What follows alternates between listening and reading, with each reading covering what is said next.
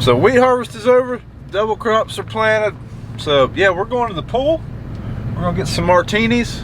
Then we're going to go check our investments, and then we're going, no, I'm kidding. So now that wheat harvest is over and the beans are in the ground, we are not unbusy. We're just a little less busy, but we still have spraying to do. So Dad's gonna start spraying fungicide on corn.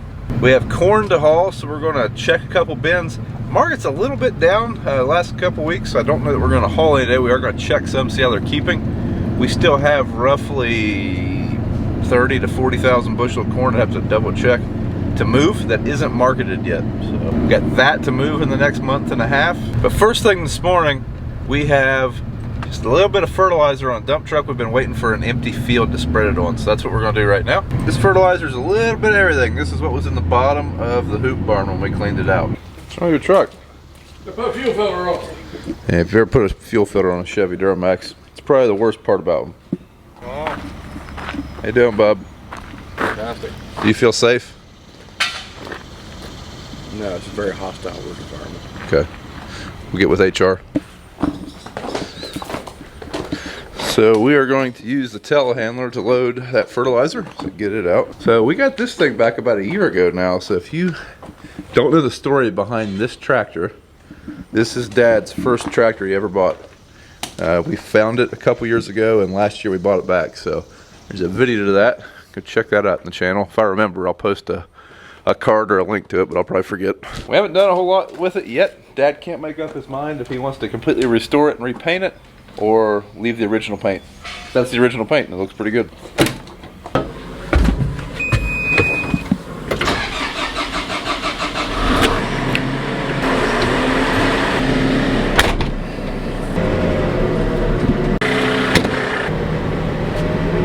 Holy dirty windshield.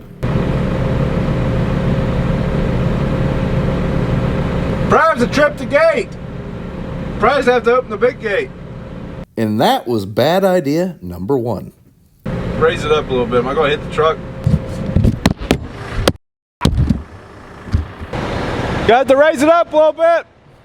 Might spill a little bit here. This fertilizer's been in there for a little while. Hopefully it comes out of the truck. Okay.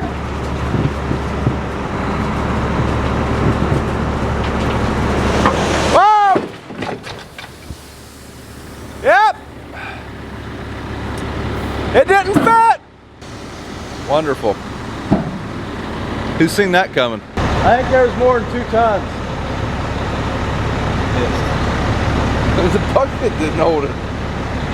Dad said 2 tons. I think the bucket holds like 2.5. Oh well. It's going through the spreader. It'll be all right.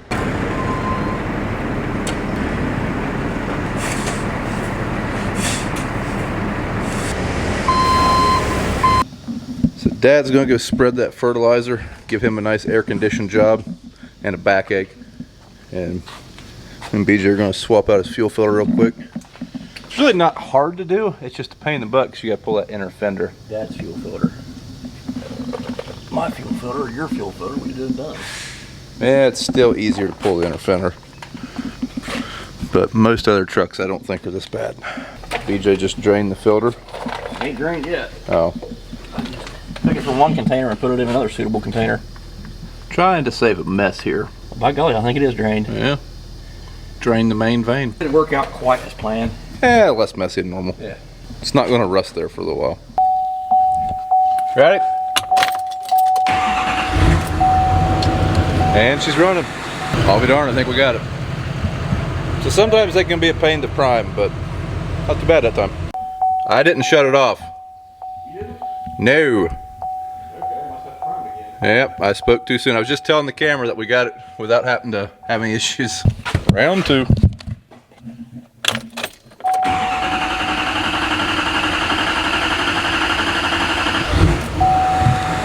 That might have it. I think we got her. Just need to do some reassembling. Next air filter back, put the fender back in, put the tire on. He's blocking the door. Huh? Blocking the door. I ain't gonna blow it out.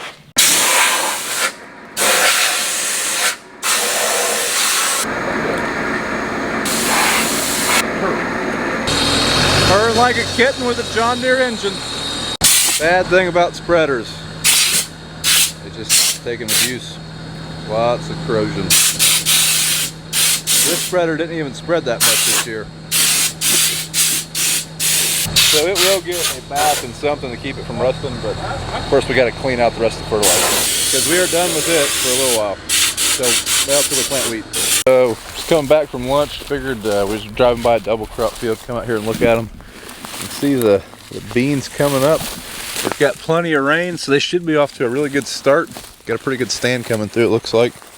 As long as you get the rain, they usually pop right up. I mean, where the combine runs, you're gonna have, you know, not quite as good a stand, but overall look pretty good.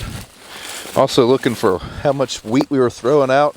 And there is some volunteer wheat, mostly on the ends, but out here in the middle, not really seeing any. Like I say, on the ends, seemed like there was a lot more there. So the cloths ran somewhere through here. Now you really can't tell. A little bit more volunteer wheat right here, but it's hard to tell which combine that was. Now we were trying to cut the straw very high, basically just taking in the head. As you can see, it makes good growing for the wheat, or for the double crops. Yeah. So right here we had some down stuff, and I mean, planter put it right through that straw. Leaner chopped it up real well, but right here where I missed this piece of down wheat, you can see it didn't grow too well in there. We've got some volunteer wheat coming in through here. Seemed like everywhere we picked up and turned, that's where the volunteer wheat is. So I don't know if I was blowing some out the back whenever we were turning, but the only thing I can think of. There's our cat dog. Squishy's. You remember that show? Yeah, good show. BJ. Squishy's around here somewhere. He'll come from over there. Man, we need to spray around this place. That might be this afternoon's chore. Getting a little shaggy. Now hunting. Earn this key. Watch me, Glenn. That's a bad place to hide. Where was he? In the combine. Oh, wake you up. Squishy, you're looking thin, buddy. You're also looking like you're half the man you used to be. Squishy recently had a date with the surgeon. He is testicleless. Okay. You ready for make your appointment to the vet? Dad's going to start spraying fungicide on corn ground on the benefits of the oxbow. Can't wait. Yeah, he's not a fan, but it's way cheaper than hiring it out. It's $13 for a plane to do it. We've already got the sprayer, so we're going to do some of it. The plane will probably end up doing some of it also, just because it's kind of a time-sensitive thing, and we're going to have a lot of corn that's ready to be sprayed all at the same time. So I think we're going to put fungicide on all of our corn this year. In years past, we've just done it by the river because there's always a fog bank and it's really high disease pressure, but this year I think we're just going to go ahead and put it on everything. New shades. Same as my old shades, but I dropped them or something from in the cab of the tractor to the ground and got a gouge in the way. So BJ stepped it up from his normal safety glasses game, from $5 safety glasses to $20 sunglasses. So we're going to start a GoFundMe to get BJ a pair of Oakleys. Hey everybody, I'm spraying some fungicide on some corn ground, some corn.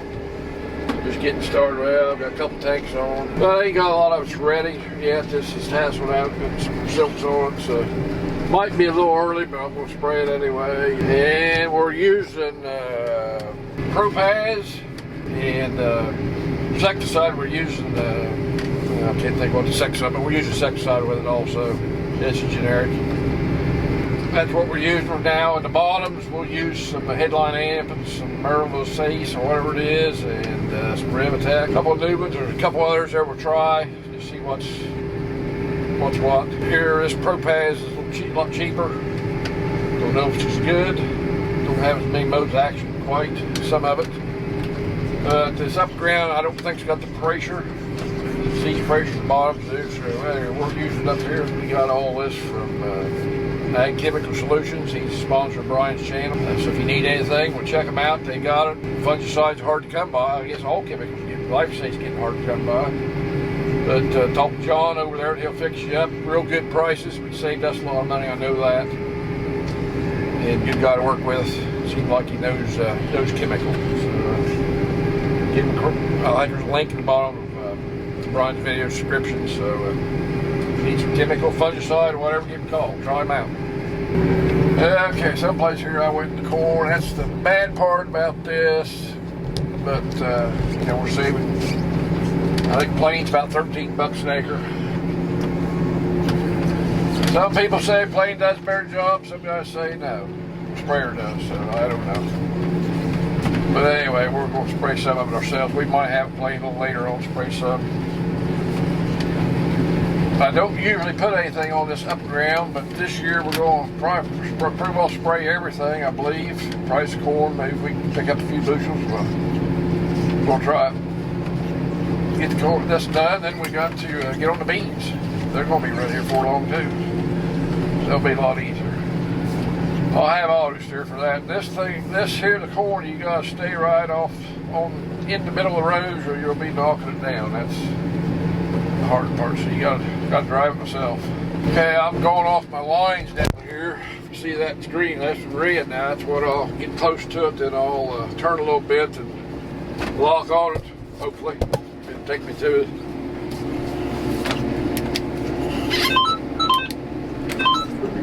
Yeah, it goes far enough yet. Turn the wheel here.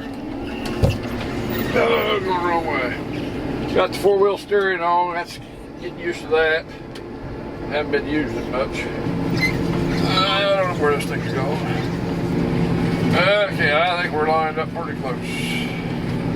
My biggest fear is getting in the bulks of my planter, which is one's wide, which would be okay, but one's narrow, and that wouldn't be good. But it's hard to see it in this, big as this corn is. So I think I'm okay. Okay, I'm gonna get out here. We'll get out. See what we run over. Well, you can see we didn't run over anything back here. It looks pretty good.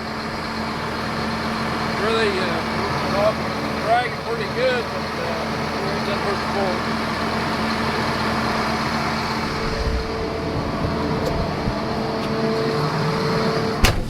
Pawing on the windshield there. Alright, so I'm gonna go over and mow at the grain bins. So it's getting a little shaggy over there. So go work on that a little bit this afternoon. Full. Old girl don't really use any oil. Holy cow. I ain't been in this tractor for a while. Somebody has. Say Dad has, there's a hanky.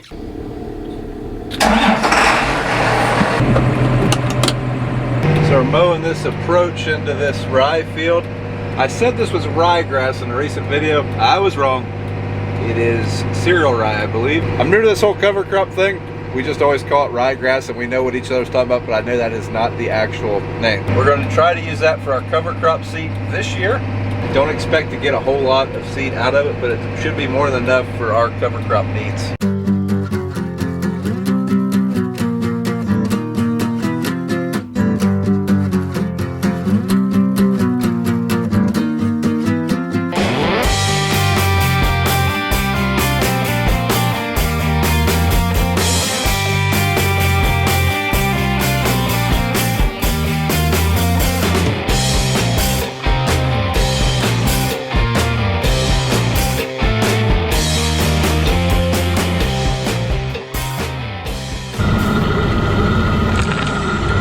So right here is the site of Kayla and I's future home. As you can see, there has been no real progress whatsoever as far as breaking ground or anything, but probably in the next couple months, I would imagine, we'll at least, you know, start moving some dirt around. If we have to tear out some beans, so be it, but I figured when we planted it, we might as well plant it all, just in case we, you know, hit some roadblocks or stuff got delayed. So far, that was a good idea, I guess. But yep, this is where we're gonna live.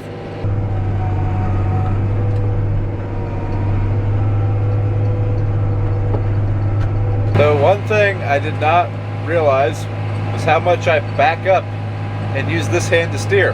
So I'm getting pretty good at steering with my elbow. So there's a lot of replant in that field. You can kind of see there's different maturities of beans out there. There's lighter green, darker greens, shorter, taller. I think there was some replant right here, but it appears they all took this time, so that's good. We do have a good stand now. It's just going to be, you know, probably a little bit of a yield hit there. Alright, well, we're done mowing over here. We still got to come over here and spot spray with the rock sword, but it's about 6:15 or so. And I think we're going to dinner, so we might do that tomorrow. Her world, I just live in it. I'm sure you can relate.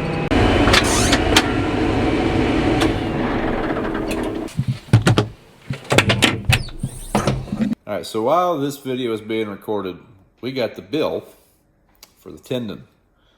So, yeah, $31,000 pinky finger. That's what I got here.